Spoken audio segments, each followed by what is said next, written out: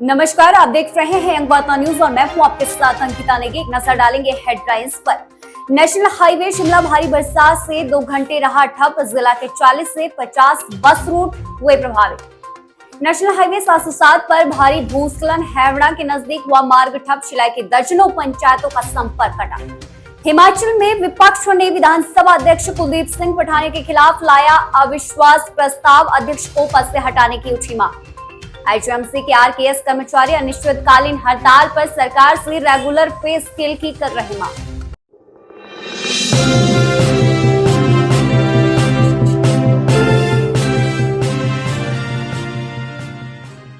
समाचार विस्तार से। राजधानी शिमला आईजीएमसी के आरकेएस कर्मचारी अनिश्चितकालीन हड़ताल पर चले गए हैं। सरकार से लगातार रेगुलर पे स्केल की मांग कर रहे हैं। इंदिरा गांधी मेडिकल कॉलेज व अस्पताल में रोगी कल्याण समिति के कर्मचारी आज से पूरे दिन की हड़ताल पर रहे। नियमित पे स्केल की मांग पूरी न होने के कारण इन कर्मचारियों में रोष है। हड़ताल के चलते अस्पताल में सैकड़ों मरीजों को परेशानी का सामना करना पड़ा।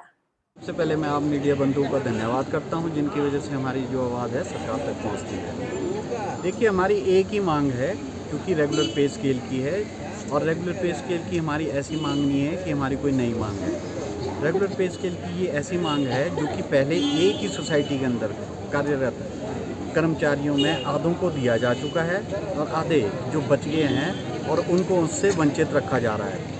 जबकि ये गवर्नमेंट की नोटिफिकेशन है कि जिसको 8 साल पूरे हो जाते हैं आरकेएस के अंदर, उसको 8 साल का रेगुलर पे स्केल दिया जाना चाहिए। और ये पहले आईजीएमसी की बात नहीं है, आईजीएमसी में पहले दिया जा चुका है, 2 बार दिया गया है, 16 में भी, 19 में भी। आईजीएमसी की तर्ज पे जो है वो टांडा में भी दिया, नाहन में भी दिया, और केएनएच में भी दिया जा चुका है। और उसके बावजूद जब हमारे 8 साल पूरे होते हैं तो हमें इससे वंचित रखा गया है। कितने कर्मचारी यहाँ पर आरकेएस के हैं और कौन कौन से काम जो है आरकेएस कर्मचारी यहाँ पर करते हैं जो बाधित हो रहे हैं? आरकेएस के जो है वो 55 कर्मचारी है, जिनको कि 8 साल की रेगुलर पे स्केल से भी वंचित रखा गया है, और 52 जो है वो आईजीएमसी में कार्यरत है और 3 केएनएच में कार्य दे रहे हैं। इसमें मैं बता देना चाहूँगा कि इसमें हमारे जो एम्प्लॉयज़ है वो registration counter, cash counter, OPDs, IT section, MS office, principal office और अलग डिपार्टमेंट्स में भी काम कर रहे हैं। तो ये जो आप देखिए, हमारी मांग जो है पिछले 2 सालों से चल रही है। हमारा संघर्ष पिछले 2 सालों से चला है। हमने पिछले 2 सालों में सेक्रेटरीट के इतने चक्कर काट दिए हैं कि अब हम खुद ही परेशान हो चुके हैं। हमने सीएम सर से भी मिले हैं, एचएम सर से भी मिले हैं, सेक्रेटरी मैडम से मिलने की कोशिश की है, और अवस्थी जी से भी मिले हैं। हम एक तरह से आधी गवर्नमेंट से मिल चुके हैं और उनको केस भी समझा दिया है, और जिसके पास भी जाते हैं वो हमारे को एक ही चीज़ बोलते हैं कि आपकी जो मांग है वो बिल्कुल जायज़ है, जबकि एक ही सोसाइटी में पहले दिया जा चुका है, तो आप लोगों को क्यों नहीं दिया जा रहा। और हमारी उनसे यही है कि अगर दिया जा चुका है तो हमारा ऐसा क्या गुनाह है कि हमें नहीं दिया जा रहा है। और हमारे जो कार्य है, हिमाचल प्रदेश में विधानसभा में आज विपक्ष ने कुलदीप सिंह पठानिया के खिलाफ अविश्वास प्रस्ताव लेकर आया। अध्यक्ष को पद से हटाने की मांग की। विधानसभा सचिव को यह नोटिस सौंपा गया। विधानसभा अध्यक्ष पर सदन में विपक्ष को न सुनने के आरोप लगाए गए हैं। हिमाचल विधानसभा अध्यक्ष कुलदीप सिंह पठानिया के खिलाफ विपक्ष ने आज सदन में अविश्वास प्रस्ताव लेकर आया और इसका नोटिस विधानसभा सचिव को थमा दिया है। सभा में हम पूछने के लिए खड़े होते रहे, हमारी तरफ देखा भी नहीं। निंदा प्रस्ताव जब लाया गया विधानसभा के अंदर, जब भी कोई रेजोल्यूशन लाया जाता है विधानसभा के अंदर, वो रेजोल्यूशन फिर हाउस का होता है। पक्ष और विपक्ष में दोनों तरफ से उसमें पार्टिसिपेट कर सकते हैं।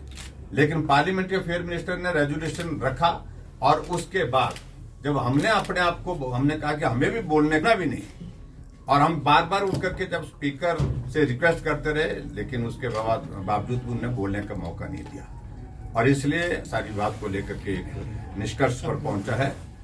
और विधानसभा के अध्यक्ष के खिलाफ नियम 274 के अंतर्गत जो है 274 के अंतर्गत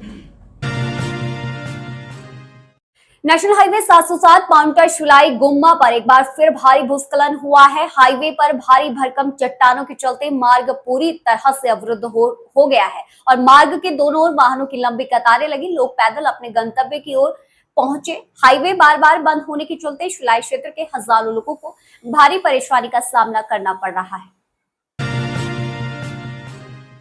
जिला सिरमौर में देर रात से ही बारिश का क्रम लगातार जारी है, जिससे जनजीवन पूरी तरह से अस्त व्यस्त हो गया। ग्रामीण इलाकों की बात करते हैं तो बस रूट ठप हो गए हैं, तो वहीं ग्रामीण समेत शहरी क्षेत्र में बिजली सप्लाई भी प्रभावित रही है। जिला सिरमौर की भारी बरसात से अभी तक 40 से बस ऐसे रूट हैं जो प्रभावित हुए हैं, जिस कारण ग्रामीण इलाकों में लोग अपने गंतव्य तक नहीं पहुंच पाए, समय से नहीं पहुंच पाए।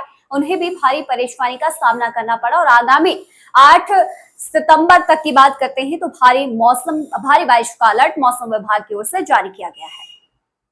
आज सुबह से ही लगभग बहुत तेज बारिश हो रही है, जिसके कारण लगभग हमारे अब तक 15 से 20 रूट प्रभावित हो चुके हैं। बस से लगभग आधा रूट पे जा रही हैं, उससे आगे हम अपनी बसों को ट्रांसमिट कर रहे हैं।